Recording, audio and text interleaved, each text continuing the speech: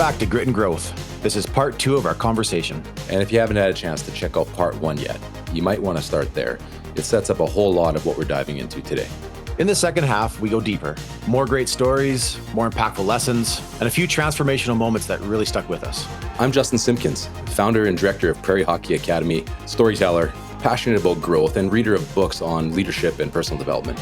And I'm Shane Sowden, head coach of Briarcrest men's basketball, a mentor to coaches and youth who believes leadership starts with the heart and grows through purpose. Let's get into it.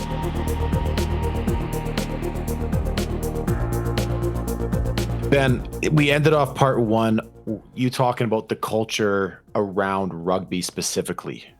And I just wonder, like, I've been in the baseball and basketball worlds most of my life, and hockey's massive in Canada here. I see culture talked about more as an add-on to systems and X's and O's and skill development and wins and losses. And that's like, oh, we can do this little team building exercises on the side, and hopefully that fixes everything, all our problems. I'm wondering if the nature of rugby is culture and the intentionality behind culture a bigger thing in the rugby world? Like I've watched some documentaries, read books on the All Blacks, all the typical somebody who's not deeply ingrained in rugby reads that stuff and looks at it, and I'm intrigued by it. But I'm wondering if like the culture around rugby starts more with building that culture, or does just the way the game is force coaches into having to develop it, because it is so physical. You have to trust on the guy next to you, and it's just, you're going to get knocked down. Yeah, look, it is like rugby's a huge value-based game too. Like it's got strong cultural roots. It was established in England way back when, and taken up by the private schools as a massive part about it was developing young men back in those days into better men through a values-based sport. And it went through the private schools in England to begin with, because they saw the real value in this game for putting really strong character stuff into young men. And this game did that, because you have to work as a team. You have to do things together. You have to look after your mate. And rugby's got this ethos based on this history, which it started as a lot of people call this a barbarian's game for gentlemen. There's a huge respect, there's a huge rapport in it, and it's through its amateur roots, and it's only recently gone professional in the last 25 years, that it's maintained this awesome cultural feel. Like colonies of England, like you're looking at Australia, New Zealand, those type of places. The rugby was one of the only sports available to us as we're growing up. And the culture wasn't just on the field. The rugby club was the focal hub for society back forever. And part of being a good bloke and playing well and going hard and looking after your mates meant socially acceptable in the rugby club afterwards. You shared a beer, you were social, you were punctual. All these cool things happen. You could forget stuff, like whatever happened on the field stayed on the field. There was punch-ups, you get rucked, you get hurt, not a problem. You have a beer with the guy afterwards. There was all these cool things which were at the very foundation of this game. And it was used as a tool from that private school thing to develop young men. And that's its foundations. It's educational. It's a lot of educational stuff. Like those private schools don't put things in as curriculum unless there's real value in them. And so that's the origins of the sport. And and sometimes the way you start stuff like that is the way it flows on for a long, long time. And when we're talking about culture, whatever your individual group is, the way it starts is the way it sort of flows down. And as a leader, you've got the little bit of scope to be able to reshape it. And if it's not super strong, then you've got a bit of flex there to do something about it. When you talk about some of these other sports, though, where potentially that's not how they started, they may not have started as a bit of a tool to educate young men, then it hasn't flowed down. If you talk, I don't know baseball particularly well in terms of the culture side of it, but seeing from the outside, its culture environment isn't a big thing. It's a lot more individualized. Even the sport itself lends itself to being a lot more individual. You got a good pitcher, you'll do well, that type of thing. However, there's always this thing around if you create as a leader in those environments, if you create an environment where people feel like they belong, they're always going to give more.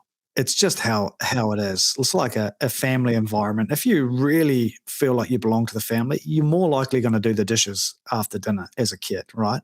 It's just inherent. If you don't really get on with the crew and you don't really feel welcomed and you can't wait to escape in the moment you finish school, then you're less likely to vacuum up or do something by choice because you don't feel like you belong. And that's all environments are the same. It's like a human trait. If you feel like you belong to something, you're going to hoe in way more.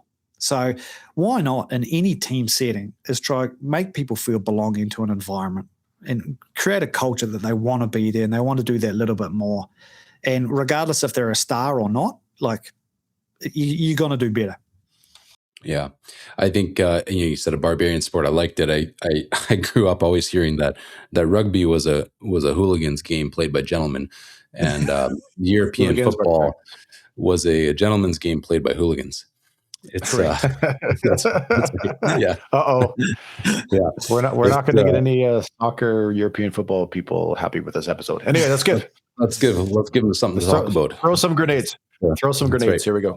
I will throw a grenade because I'm really proud of the sport of rugby and how like you take a look at how as a generalized rule, how rugby players talk to referees versus how football players talk to referees. Yeah. And it's night and day. You see someone getting sent off a field in a rugby game and the chances that they'll say, okay, sorry, sir. And they'll use the word sir more often than not. And they'll speak. And you look at some of these little referees talking to some huge physical men and these guys just go, oh, sorry, sir. Yeah, won't happen again, sir. And it's that sort of concept, that respect to someone else, the understanding of that is what the game's built on, that level of respect. And when I sometimes watch football games, it's a complete opposite. Like someone gets penalised and there's arms flaring. There's losing their minds and having to drag people away from referees. It's kind of embarrassing. It's embarrassing. And it's like as a sport, you should be disappointed in that. And if you're coaching that sport, you should be the one trying to change that culture in your team and doing your little bit to change the game because it's average. It's a real average. Like that's the kind of people you're raising in your team to act like that. And then where does that flow in life? Like if someone doesn't serve you a drink in the bar because you're too drunk and you act like that, man, like, or whatever, or someone does you a disservice or makes an accident around you, how are you going to behave? Well, if you're behaving like that under emotion to a referee, then chances are someone cuts you off in traffic, you're going to behave very similar. And like this is the joy of this game of rugby is you're learning under pressure because you are hurting and it's physical and your brain's emotional, but the ethos and the culture of the game shows you how you should act. And there's examples all over the show, historically, even in the setting. And most rugby coaches have grown up with those values, so they repeat those values. And then the next generation pick them up as well. And that's how this awesome culture in this game lasts. And it just takes and if it's not there from the foundation, that's up to the coaches now to actually bring it in. And so like teams, other sports that don't have strong values as a foundation, you as a coach need to bring those values and do your little bit to change the values and the culture of that group. I never thought of it from that perspective.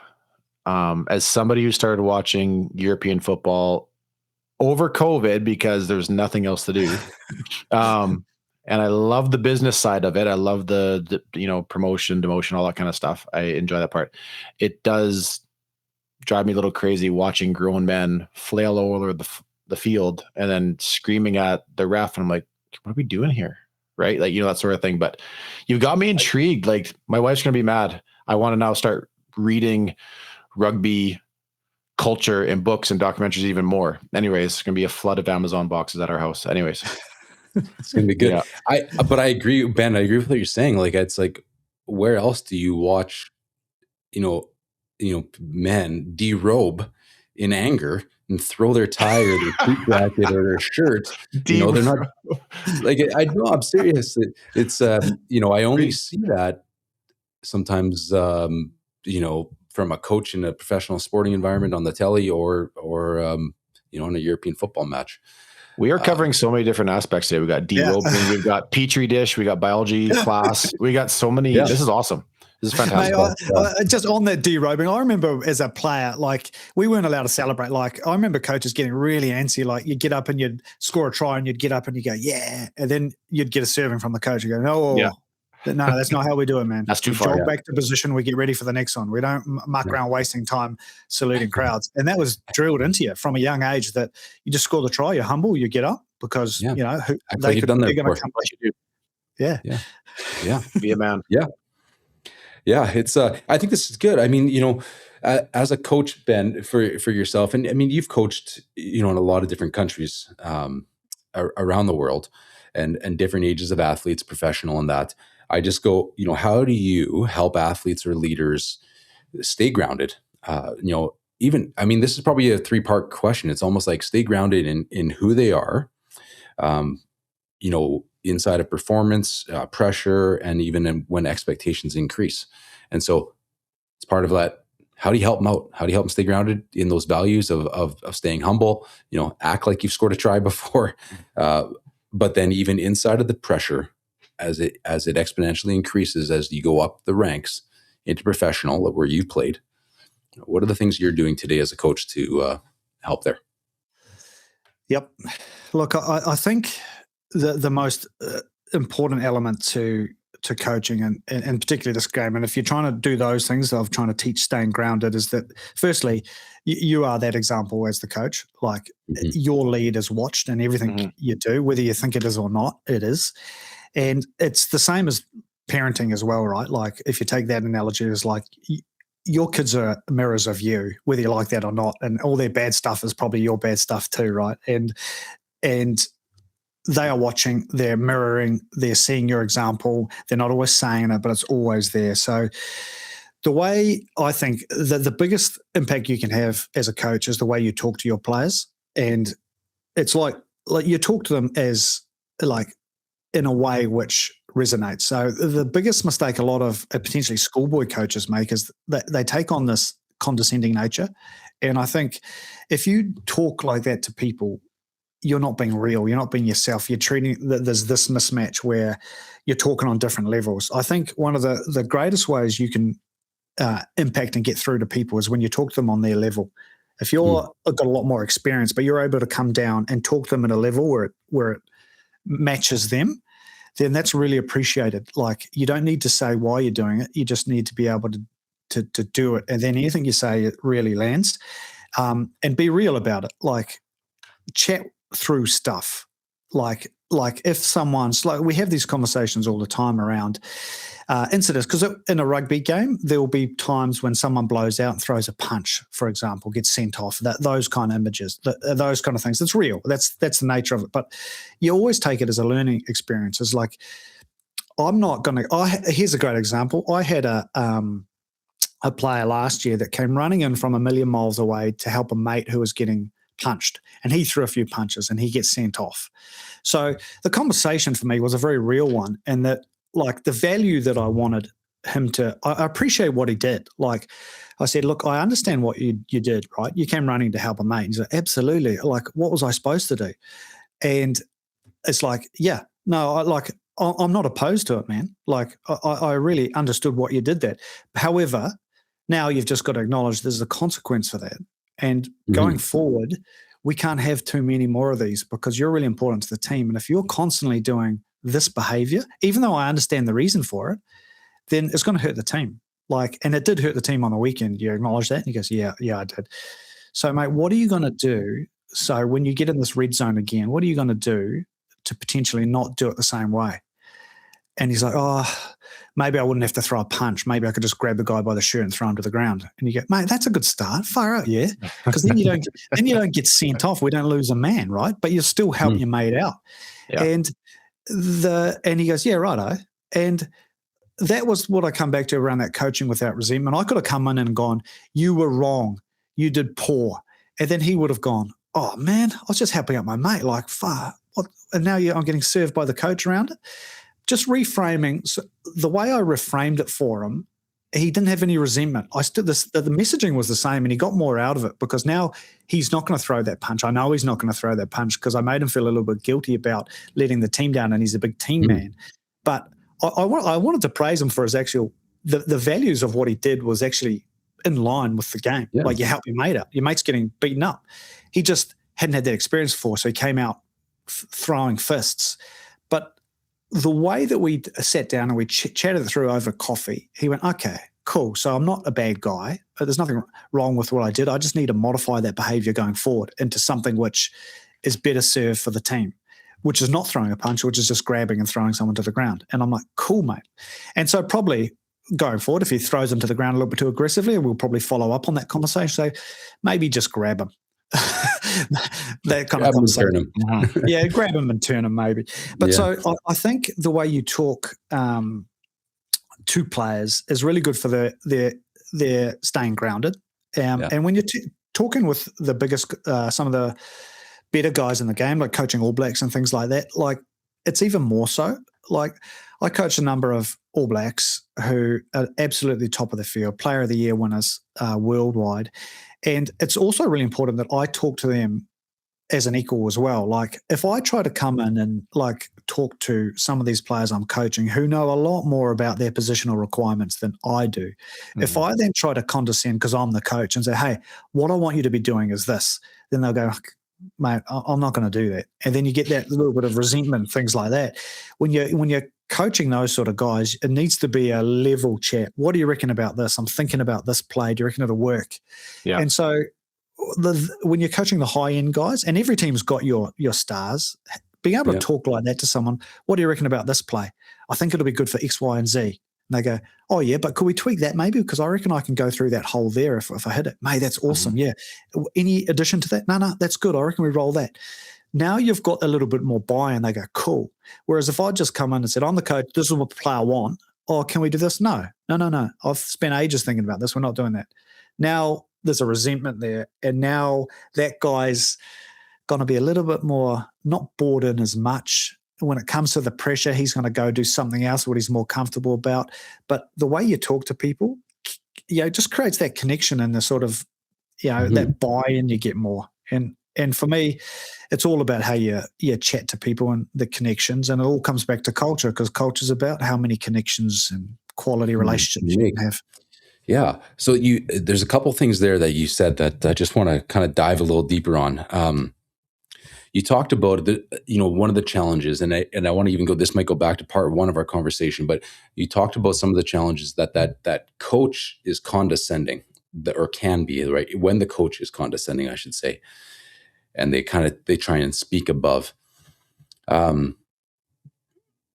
Why, in your experience and some of the coaches you've worked with, under or mentored, why do you find coaches get to that spot, and how do you help them get back to seeing the goal of speaking the communication eye to eye?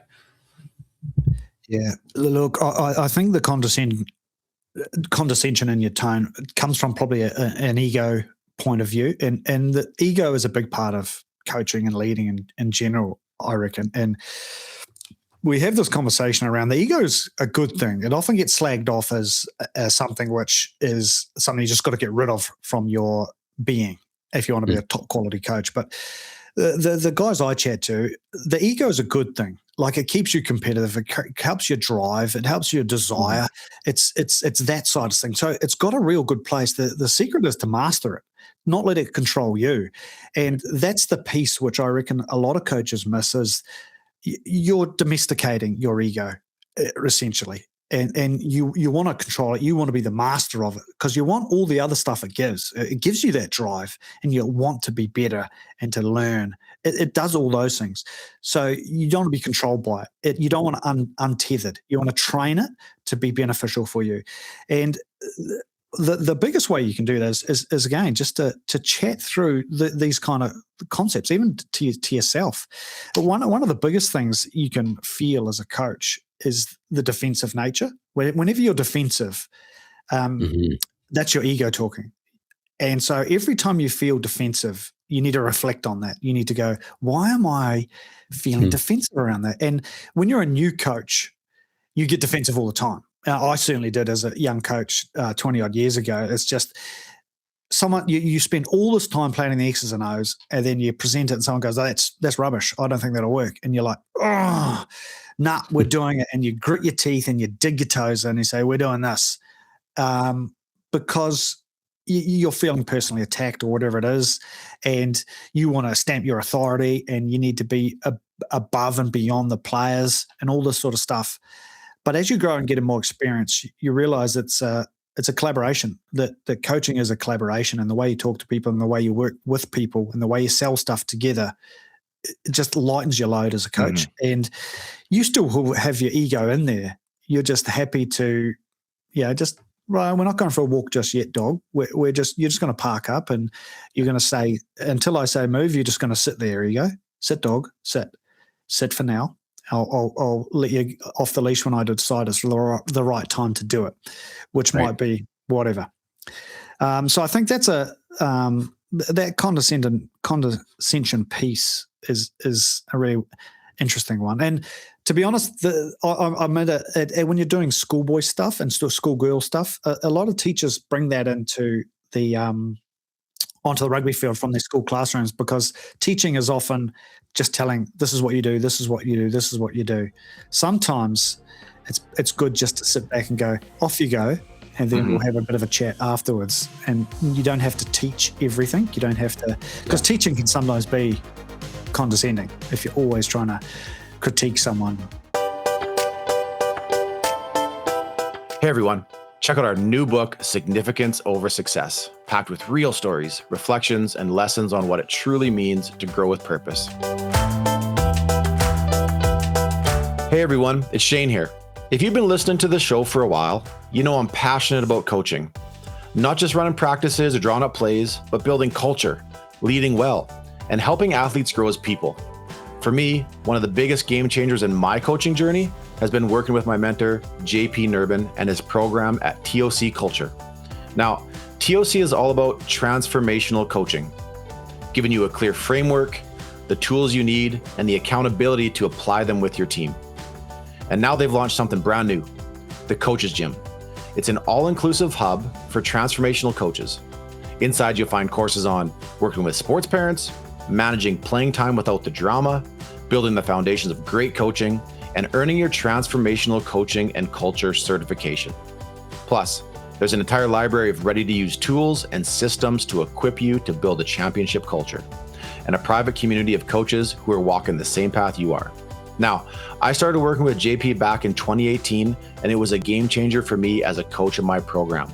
I've gone through the certification process, I've used the tools, and it's been massive in our success the last few years of building a championship culture, both on and off the court. If you're serious about becoming the kind of coach your players remember for life, you've got to check it out. And because you're a Grit and Growth listener, you can save $50 when you sign up. Just go to tocculture.com and enter Grit Growth as the coupon code. That's all caps, one word, GRITGROWTH. You know, the other piece that you said in part one that stopped me in my tracks a little bit too is we were talking about, you know, just connecting, and you're talking about even when you're correcting an athlete or anything, and you mentioned inside of a coach where no resentment lives, you're coaching well, was what you said. But where there is resentment, you're lacking buy-in on feedback, or you said something like that. And then I think just as you were talking a minute ago about the example of connecting with the athlete who ran out and threw a punch, and you kind of talked about how what if you would have been condescending, like, listen, mate, what are you doing? Like, you ruined it for us. You lost the game, because you would have created resentment because there wouldn't have been buy-in in your approach on your feedback. And I've just never had anyone explain it to me that way before. Well, I'll go back to that, because I think for me it's a huge one, that coaching without resentment should be almost the number one context for coaches, to coach without resentment. And this, when a lot of coaches hear this word culture, a lot of people that don't understand the importance of it, they think it's kind of you have to be soft to be to create a culture, and it gets labeled like that because that's just a lack of awareness of what it actually is. But if you've got relationships underneath, if you've got a culture underneath that has got great connection and great buy-in and an environment suitable for growth, then you can actually be really hard. You can be really tough in what you say because there'll be no resentment.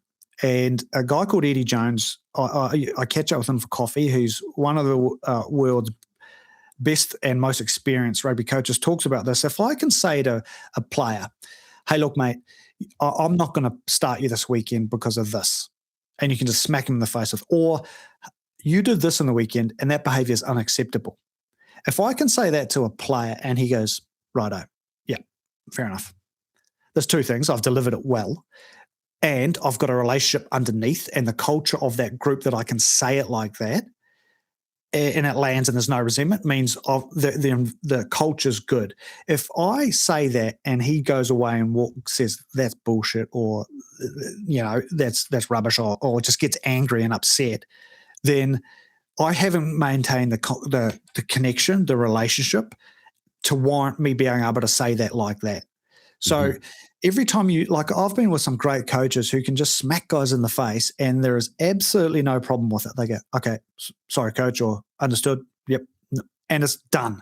And it's received well, to the point, corrections made straight away, because the relationship underneath, the connection between coach and player underneath is so strong because the environment's so good. So every time you say something to a player and you can sense that they're resenting that conversation, A, you probably haven't delivered it well, and B, the underlying connection underneath is not where it needs to be, because otherwise you'd be able to say that. It's like when your relationship with your spouse, me and my wife have these chats all the time. We know we're in a good place together when she can say, hey, Ben, I didn't like the way you did that the other day. And I go, fair enough. Yep, understood. But if I then get defensive and go, oh, well, whatever, you do this and that, then our relationship underneath is not in a good place. So it's a nice little chicken. Every time you have a conversation with a player, if there's resentment with what you said, and there's something to be aware of. And you want to be able to have hard conversations as a coach, because you've got to drop players, you've got to non-contract players, all these tough conversations. I love it when I've not contracted a player and I've said to him at the end of the season, look, come into a room, hey, look, we're not going to sign you next year and you're going to have to find another place. And the amount of times that player's gone, thank you, coach, I've enjoyed my time. You go, that's a weird thing to say thank you for.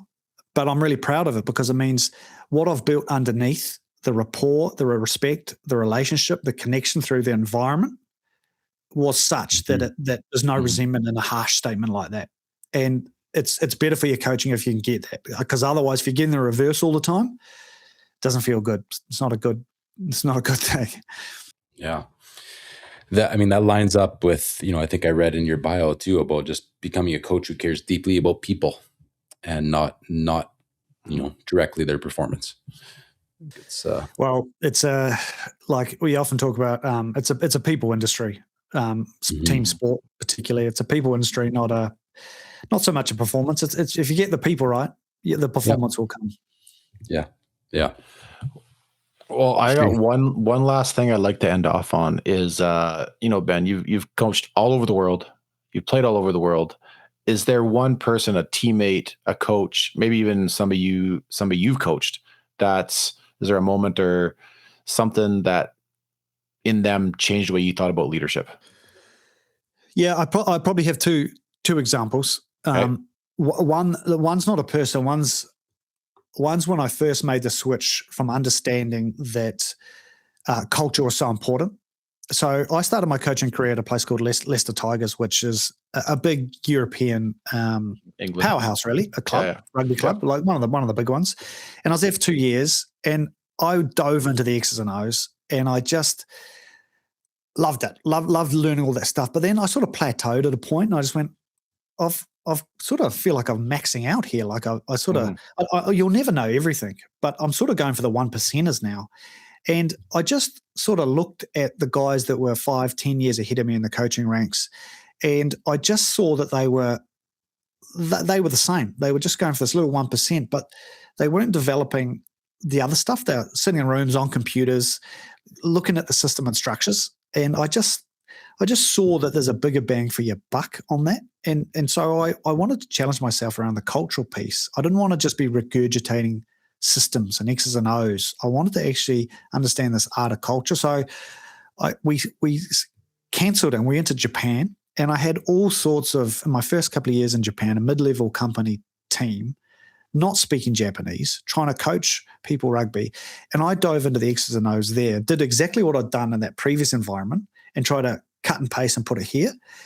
And it wasn't working. And we were winning everything over here. And we came to this mid-level company team and we weren't.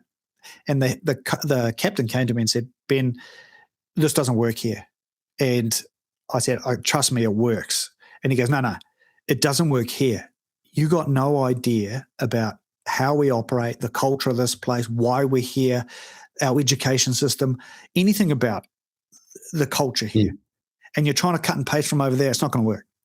And that was a smack in the face to me because he was right. I was trying to take for example, I was coming from a fully professional, one of the best in Europe teams to a mid-level company team where half the blokes there are just doing it to get out of the office. And I'd missed this whole context in behind. And then I dove into how do the Japanese people learn? And it was so different to the way Westerners learn. Like it's a lot of rote learning. It's a lot of all this different sort of stuff. My kids went to Japanese school and I saw it firsthand. I was like, right, I need to change the way I do things here and understand the context of the culture.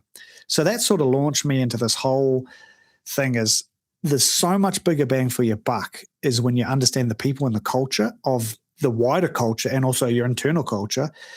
You can magnify your X's and O's tenfold if you get that aspect right. And as soon as I understood why players were there, what their backgrounds were, what they really wanted from the environment, man, I just changed everything. And I just flipped it on its head and I went, I get this bit right. The rugby came and it did. It went through the roof once I started appreciating that.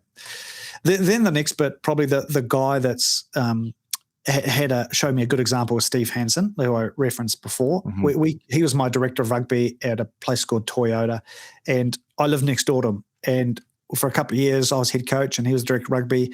And I just loved the way that his empathy around people, understanding when people needed, a hard word, when people needed a soft word, when someone needed a handshake or an arm around the shoulder. And he was the epitome of coaching without resentment. We used to have absolute barneys every morning in our coaches' meetings, arguments back and forth, all this stuff, like some rough ones. But as soon as we walked out the door, back to great person. And if it was a bit too harsh, he'd say, righto, we better go for coffee. And it was a lovely way to just to understand that, to coach without this resentment piece, to have that ability to, it doesn't necessarily matter what you do, it's how you respond. Yeah. And sometimes just taking someone for a coffee or just having that small interaction, it's all gone. And sometimes, sorry about that, that was too much. It's all gone. All that resentment that was building, it dissipates.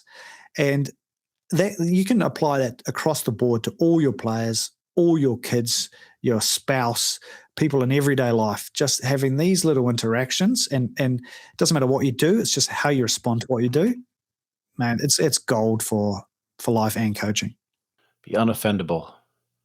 Anyways, that's really good. Coaching without resentment. Yeah. Building connections.